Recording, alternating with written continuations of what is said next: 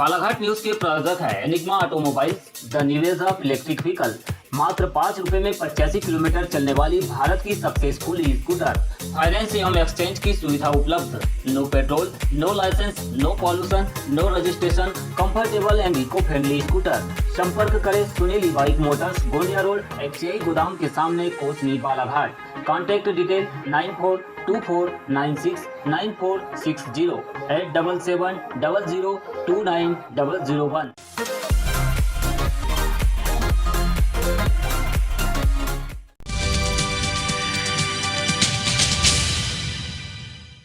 गृह मंत्री का विरोध करने घर से बाहर निकले पूर्व सांसद कंकर मुज्जारे गिरफ्तार। पत्नी अनुभा मुज्जारे ने कहा, लोकतंत्र की हो रही है हत्या, विरोधियों को बनाया जा रहा निशाना। नक्सली आत्मसमर्पण नीति में जल्द होगा सुधार। छत्तीसगढ़ और महाराष्ट्र राज्य की नक्सल नीति का किया जाएगा आकलन। गृह मंत्री नरोत्तम मिश्रा का बयान।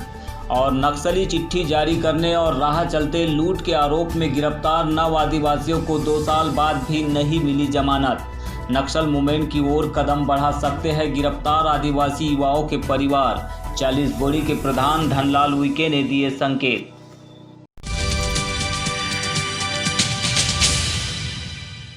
एंटी नक्सल मूवमेंट में शामिल हाकफोर्स जवानों को आउट ऑफ टर्म प्रमोशन देने गुरुवार को प्रदेश के गृह मंत्री नरोत्तम मिश्रा बालाघाट पहुंचे। इस दौरान उनके आगमन का विरोध करने घर से बाहर निकले पूर्व सांसद कंकर मुज्जारे को पुलिस ने गिरफ्तार कर लिया। साथ ही उनके आवास स्थल के बाहर दर्जनों पुलिस जवानों को तैनात कर दिया। पुलिस ने जैसे ही पूर्व सांसद को हिरासत में लिया, उनकी पत्नी भी घर से बाहर आ गई, जहां उन्होंने इंकलाबी नारे लगाते हुए कहा कि लोकतंत्र में विरोधियों की आवाज़ को मुकम्मल बनाने से रोकने के लिए सत्ता में बैठे लोग ऐसा कृत्य करते हैं, जिसका वे सामना करते रहेंगे। उन्होंने कहा कि भोले भाले आदिवासियों पर पुलिस दमनकारी तंत्र चलाती है। मारे गए नक्सलियों की मजिस्ट्रियल जांच के बगैर पुलिस कर्मचारियों को आउट ऑफ टर्म प्रमोशन दिया जा रहा है।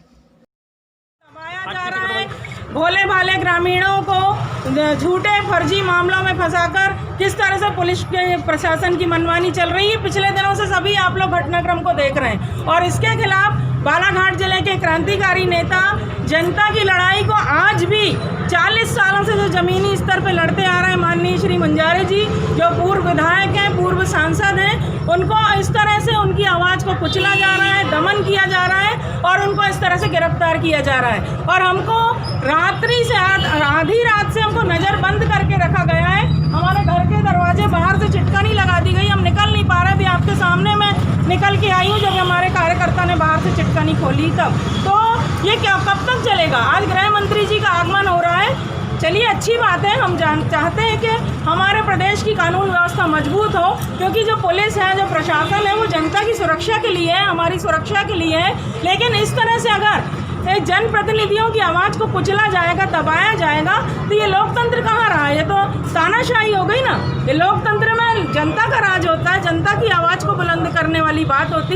लेकिन यहाँ जो जनता के हक की बात कर रहा है, जो जनता के लिए लड़ रहा है, जो न्याय संगत बात कर रहा है, उसी का दमन किया जा रहा है। उस पर विभिन्न प्रकार की धाराएं लगा के उसको सरेआम गिरफ्तार किया जा रहा है और इतनी फोर्स लगाई जाती है जैसे कि किसी आतंकवादी का घर है या एक जनता के सेवक का घर नहीं हुआ गया, पता नहीं किसका घर हो गया। हम लगातार ये देख रहे हैं।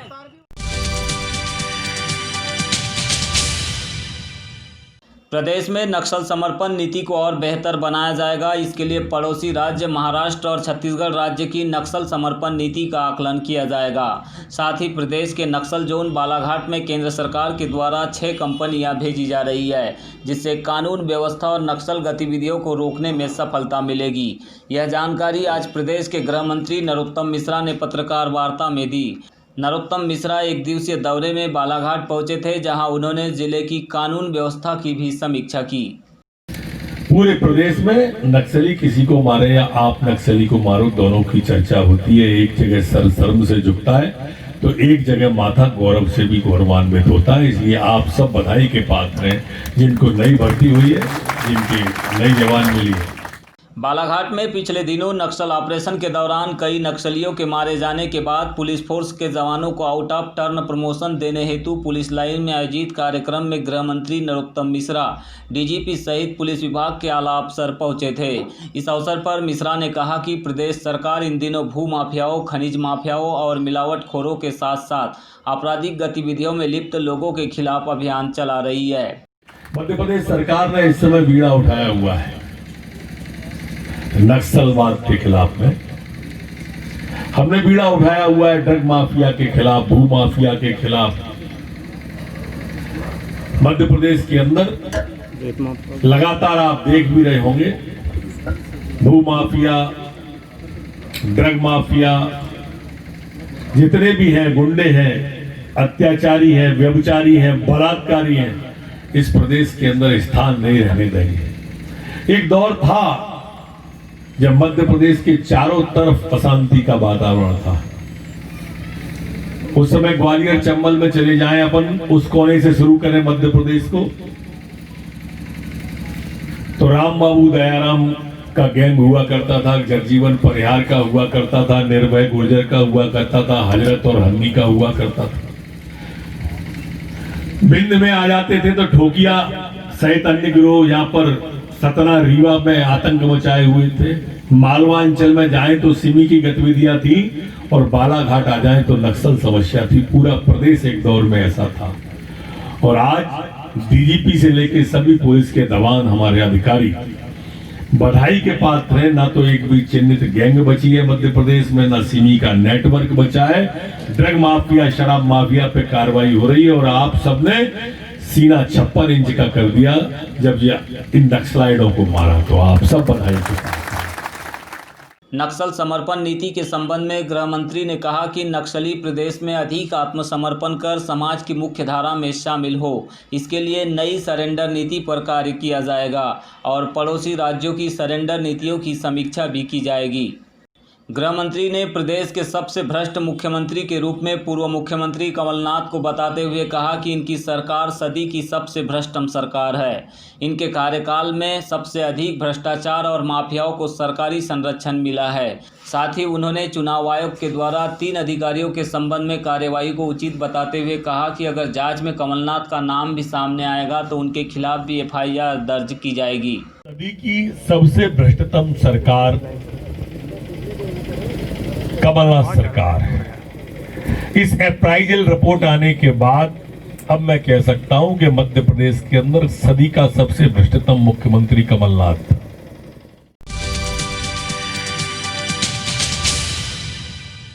जिले में आदिवासी बाहुल्य वनग्रामों के हालात किसी से छिपे नहीं हैं, जहां आज भी मूलभूत सुविधाओं के अभाव में आदिवासियों का जीवन नारकीय बना हुआ है। बीते 15 सालों तक शिवराज सिंह चौहान की सरकार ने इन क्षेत्र के विकास के लिए कई घोषणाएं की और आदिवासियों को मुख्यधारा से जोड़ने के प्रयास भी किए, लेकिन धरातल पर शिवराज सरकार की इस नीति का फायदा आज भी कई आदिवासी गाँवों को नहीं मिल पाया है। गुरुवार को जब प्रदेश के गृह मंत्री बालाघाट पहुंचे तो उनसे बालाघाट न्यूज़ ने आदिवासी बाहुल्य गाँवों की समस्याओं पर सवाल उठाए, जिसके जवाब में उन्होंने कहा कि आने वाले 5 साल में ऐसा कोई गांव नहीं होगा जहां नल के माध्यम से पानी न पहुंचे। इसके लिए सरकार ने सतही नल जल योजना बना ली है। नल जल योजना मध्य प्रदेश सरकार की बन गई है और आने वाले 5-7 साल के अंदर मध्य प्रदेश का कोई भी गांव ऐसा नहीं होगा जहां नल के कनेक्शन के द्वारा पानी न पहुंचे। इसी तरह उन्होंने नक्सली चिट्ठी और नक्सलियों के नाम पर राह चलते लोगों से लूट के आरोप में गिरफ्तार 9 आदिवासियों को 2 सालों से जमानत नहीं मिलने से परेशान उनके परिजनों के द्वारा नक्सली मूवमेंट से जुड़ने की बातें सामने आने पर कहा है कि ऐसी कोई जानकारी उनके पास नहीं है। इसकी जानकारी वे पुलिस अधिकारियों से जल्द ही लेंगे। माटे ऐसे जो गाँव है वहाँ के आदिवासी परिवार अब नक्सल मूवमेंट की ओर जाने की बात कह रहे हैं, इस पर क्या कहेंगे आप?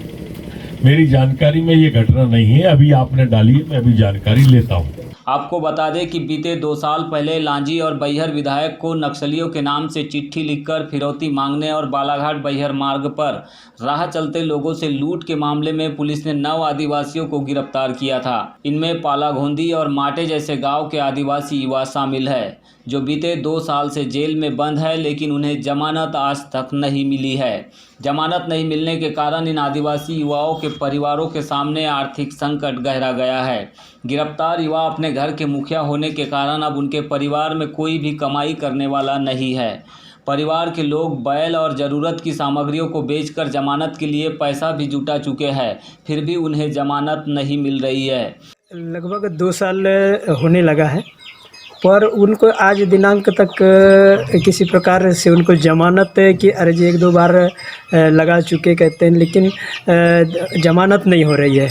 आज उनके परिवार में इतनी दैनिक स्थिति है, छोटे छोटे बच्चे हैं, माँ बाप बूढ़े हैं, कमाने खाने के लिए कोई जरिया नहीं है। आज उनके साथ ऐसी स्थिति बन गई है, क्या बताऊँ, बहुत ज़्यादा दैनिक स्थिति है।